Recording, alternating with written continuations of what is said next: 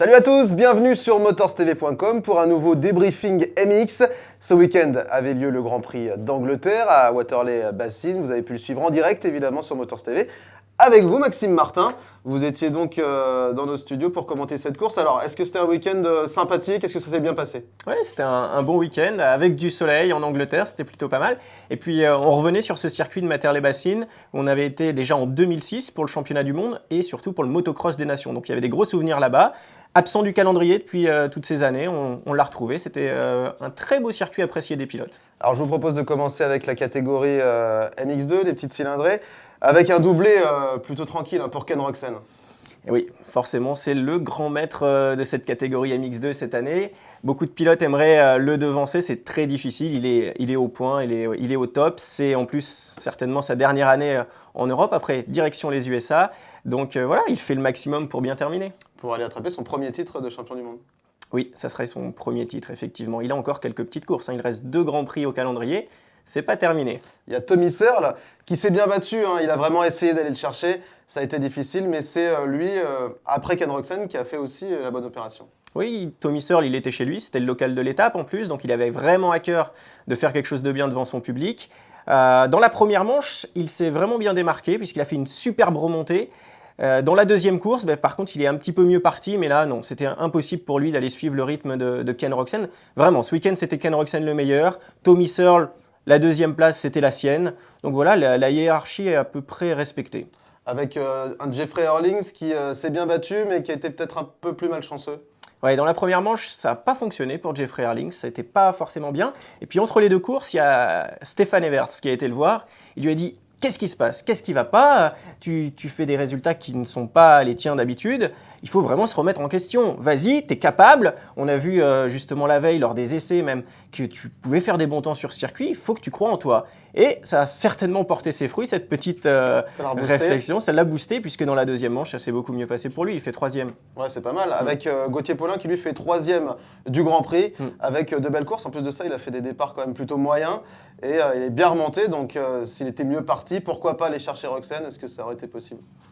Possible, c'était compliqué quand même ce week-end, on va dire, mais peut-être un petit peu mieux, parce que c'est vrai que bon, il fait 2 quatrièmes places, ça fait encore un podium pour Gauthier, ce qui est vraiment bien.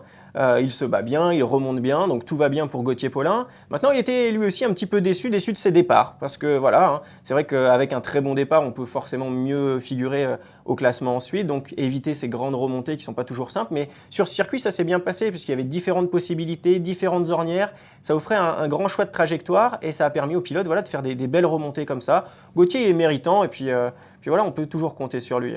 Ouais. On a un autre Français aussi qui a créé pas mal la surprise, c'est Valentin Tellier. Exactement. Alors là, c'est que du positif pour Valentin. Il s'est blessé en début de saison, on ne l'a pas vu. Et puis il est revenu début juillet, Valentin Tellier. Et depuis son retour, il fait vraiment beaucoup de progrès. D'ailleurs, l'équipe Suzuki est très heureuse de voir ses progrès. Ils le soutiennent vraiment. Et Valentin, en première manche, termine 5e, un top 5. Donc là, c'était vraiment motivant pour lui. La deuxième manche, ça commence très bien également. Il est dans ce top 5. Et puis malheureusement, il a eu un problème mécanique, chaîne cassée. Il a dû rentrer au paddock. Mais voilà, c'est que du positif pour lui parce que même dans la tête, même côté mental, il s'est dit « Mais voilà, c'est possible, je peux rentrer dans ce top 5 à la régulière en plus. » Donc ça pourrait être pas mal pour lui dans les prochains Grands Prix. C'est ce qu'on lui souhaite parce que Valentin Tellier, il travaille beaucoup. Cette période de repos, ça lui a permis de refaire un petit peu son physique. C'est ce qu'il disait. Il a plus également confiance en lui à ce niveau-là. Donc voilà, il est bien physiquement. Il est bien avec cette machine qu'il apprécie beaucoup. Donc voilà, c'était du positif malgré vraiment ce petit problème mécanique dans la deuxième manche. Mais c'est pas de sa faute, c'est le sport mécanique. C'est dommage parce que s'il a réussi comme ça à passer un cap, on pourrait le retrouver peut-être en fin de saison ou alors pour la saison prochaine au niveau d'un Paulin, au niveau d'un Frossard, des pilotes comme ça, des pilotes français qui aujourd'hui sont vraiment parmi les tout meilleurs. Mais oui, en plus ça va évoluer. Regardez, Gauthier Paulin par exemple va aller en MX1. On va avoir Ken Roczen qui va partir aux États-Unis. Donc, ça va changer un petit peu dans ce MX2, même si Tommy Searle va rester. Il va y avoir encore justement Jeffrey Hurlings qui sera là. Donc voilà, mais une place dans le top 5, pourquoi pas pour Valentin Tellier, il faut croire en lui. Ouais. Eh ben, on va croire en lui. Et puis on va passer maintenant à la catégorie MX1, la catégorie des gros bras avec Cairoli, le pilote italien, qui a été difficile à aller chercher. Il y a quand même, alors il a remporté le Grand Prix, quand même, belle surprise de Pourcel qui a réussi à remporter une des 2 courses. Ouais, Christophe Pourcel, c'est son retour. Alors là, tout le monde en a parlé cet été, c'est vrai que ça a fait sensation. Pour rappeler les faits, Il a vécu aux États-Unis depuis quelques années. Il a voulu faire le championnat américain cette année en motocross. Il a fait l'impasse sur le supercross. Donc, il avait commencé avec Yamaha en motocross. Ça ne s'est pas passé comme il le souhaitait. Il n'avait pas la machine qu'il aimait. Donc, il a préféré rentrer en Europe. Alors ça aussi, c'était une surprise. Il est très surprenant, ce garçon. Et il est rentré en Europe avec une machine qu'il connaît bien. C'est la Kawasaki. Il s'est toujours entraîné sur des Kawasaki en 450, même aux États-Unis, avec justement un mécanicien qu'il connaît très bien, puisque c'est le mécanicien qui était avec lui quand il a gagné son titre de champion du monde. Donc voilà, il a retrouvé tous ces petits éléments qui font de lui un très bon pilote, tout l'entourage qu'il aime. Et voilà, donc ce qu'il disait maintenant, c'était faire la machine qu'il aimait. Alors, c'est vrai qu'on l'a vu dans le premier Grand Prix sur lequel il est apparu, à Tuchenthal en Allemagne. Ce n'était pas forcément les résultats que tout le monde souhaitait, il a abandonné. Voilà, beaucoup en ont parlé. Mais voilà, il a fait l'impasse sur les Grands Prix qui ont suivi, et là, il s'est entraîné. Là, il a trouvé les réglages qu'il aimait, et forcément, il revient avec une très bonne performance. Déjà, dès les essais, dès le premier essai, le meilleur temps. L'essai de pré-qualif, ça n'a pas été puisqu'il a chuté, mais il gagne la manche qualif, il gagne la première manche. Là, il a montré à tout le monde qu'il était de retour, qu'il était revenu, qu'il était en forme, qu'il pouvait tenir une manche, parce que ça, il y avait aussi beaucoup de discussions sur, oui, Christophe Pourcel, il peut tenir 15 minutes, mais pas la totalité d'une manche, il n'a pas le physique, c'est pour ça qu'il finit pas ses courses. Et bien là, non, il l'a bien montré. Donc voilà, c'est un très bon pilote, tout le monde le sait, il a un énorme talent.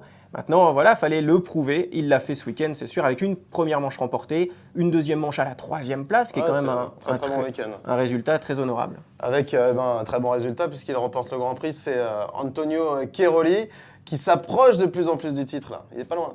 Il n'est pas loin. Il y a 82 points d'écart entre Cairoli et Frossard, qui vient de passer à la 2e place, parce qu'il y avait un grand absent, c'était Clément Dessal. Donc voilà, forcément, c'est plus simple maintenant pour Cairoli. Dans la première course, on le sent peut-être un petit peu plus géré. Il l'a dit lui-même, je ne vais pas aller chercher la victoire forcément si ce n'est pas possible, s'il faut que je prenne des risques. Je sais que j'ai un titre à la fin de la saison à aller chercher, et c'est ça vraiment mon objectif. Maintenant, il reste 2 Grands Prix au calendrier, donc voilà, ne pas faire d'erreur, c'est l'objectif de Cairoli, prendre un titre. Et regardez, même sans vouloir faire d'erreur, même sans vouloir se forcer, on va dire, il a été capable de gagner la 2e manche, donc c'est vraiment un très très bon pilote. Il est parti devant, et là c'est vrai que quand il a toutes les conditions qui sont réunies, c'est difficile d'aller le chercher lui aussi. On a un autre Français en MX5 qui s'en sort pas mal du tout, c'est Steven Frossard, très solide une nouvelle fois avec un nouveau podium. Et oui, Steven Frossard, c'est la révélation de cette saison en 450, c'est sa première année quand même en 450, et il est en passe de terminer vice-champion du monde. Donc ça c'est très très fort. Steven Frossard également, c'est un battant. Steven, c'est vrai qu'il fait partie de cette sélection française, on l'attendait pour le motocross des nations. Voilà encore un très bon élément. On a eu Gauthier Paulin en MX2, il est sélectionné. Steven Frossard, le meilleur français pour l'instant, il est sélectionné. Donc voilà, on a une bonne équipe de France pour le prochain motocross des nations, et Steven le prouve. À chaque fois il est là, à chaque fois il va se battre. Dans la première manche, il a failli gagner. Il a malheureusement calé à 3 tours de l'arrivée. Il a laissé la première place à Christophe Pourcel, mais ils sont sortis, les Français, vraiment très heureux de ce week-end. Ça faisait plaisir de les voir, d'avoir leur réaction, parce qu'ils avaient vraiment un sourire et ils se sont éclatés. Et quand on se fait plaisir, ça marche après. Forcément, on a les résultats. Alors, vous avez parlé rapidement d'un pilote, Clément Dessal, le pilote belge, qui malheureusement est out jusqu'à la fin de la saison puisqu'il a chuté lors de son championnat belge et il s'est une nouvelle fois blessé assez durement. Ça va être un peu compliqué pour lui maintenant et pour les nations aussi, il va falloir le remplacer maintenant. Oui, exactement. Il va y avoir un petit changement pour cette équipe belge. Forcément, on devrait retrouver donc Kevin Strijbos, Jérémy Van Orbeek et Joël Rollens qui devraient trouver sa place également dans l'équipe belge pour remplacer bien sûr Clément Dessal. C'est une déception, c'est toujours dommage, c'est vrai de se blesser à quelques courses de la fin d'un championnat. Clément, c'était l'un des pilotes à pouvoir aller chercher Cairoli, c'est vrai, il l'a montré à plusieurs reprises cette année. Maintenant voilà, une blessure malheureusement pour lui et il quitte ce championnat 2011. Alors, la fin de la 2e course MX1 a été tronquée, le drapeau rouge a été sorti, on en a parlé en tout début de ce programme. Il y a une énorme chute entre Tanel Lehoc et Billy Mackenzie. Expliquez-nous un peu comment ça s'est passé. Alors en fait, et c'est vrai que ça arrive très rarement, ça fait vraiment très longtemps que ce n'était pas arrivé un drapeau rouge comme ça. On était à un petit peu plus d'1/4 d'heure de course dans cette 2e manche. Et il y avait un triple saut que Tanel Leok n'a pas pris en entier. Billy Mackenzie a voulu tout sauter et a atterri sur l'arrière de la machine de Tanel Leok. Donc une énorme chute qu'on a vécue en direct. En plus, on était en caméra embarquée avec Tanel Leok, donc on avait rien dû comprendre. Là, tout de l'intérieur. Maintenant, on se pose des questions. On se dit, tiens, Tanel Leok bouge, ça ne fonctionne pas. Et en fait, c'était derrière que ça s'était passé. C'est Billy Mackenzie qui lui a atterri dessus. Alors en plus, Billy Mackenzie, il était là vraiment en guest, en invité un peu dans ce championnat, parce que maintenant, depuis 2 saisons, il roule en Australie. Et puis, le championnat australien terminé, il s'est dit, je rentre. Et puis, bonne affaire, la course qui suit, c'est son Grand Prix national, le Grand Prix de Grande-Bretagne. Donc, très bien, il se dit, je vais pouvoir participer à cette course devant mon public que je n'ai pas vu depuis maintenant 2 saisons. C'était super, il se débrouillait plutôt pas mal, il faisait des bons débuts de course, ça a été un petit peu plus dur à la fin, mais ça allait bien, il se battait. Et puis voilà, une erreur de course. Maintenant, voilà, les 2 pilotes ont chuté. Bien heureusement. Il n'y a pas de grosses blessures. Voilà, drapeau rouge, mais ils vont bien. Parce que Billy Mackenzie, on a vu l'image, c'est assez impressionnant. On a l'impression qu'il est complètement démembré. Et finalement, il avait des douleurs au cou, des douleurs au dos, mais pas de blessures graves. Très grave. Voilà, c'est le principal, effectivement. On a repris la course une demi-heure après. Et voilà, on a repris les mêmes, on a recommencé. Et justement, ça s'est mieux passé.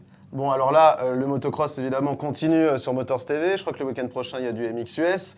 Ensuite, il y a les Nations. Il y a encore dans 2 semaines une prochaine manche, le Grand Prix d'Europe du championnat mondial de motocross.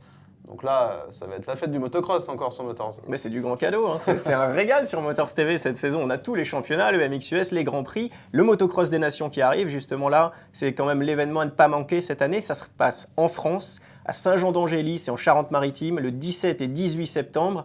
Et vous avez les meilleurs pilotes de chaque pays, les 3 meilleurs de chaque pays. Alors en France, on aura Marvin Musquin qui roule aux États-Unis. On le verra justement sur Motors TV le week-end prochain, le samedi soir, à ne pas manquer, c'est en direct. On aura également Steven Frossard et Gauthier Paulin qui représenteront la France et les meilleurs Américains seront là. Oui. Blake Baggett, Ryan Villopoto, Ryan Dungey, c'est les top pilotes mondiaux. Ça va être dur d'aller les battre. Hein. Ça va être génial, ça va être génial. Ça va être top. Merci à tous, merci Maxime. On se retrouvera évidemment très bientôt pour un prochain débriefing MX sur motorstv.com. Salut. Merci à vous, au revoir.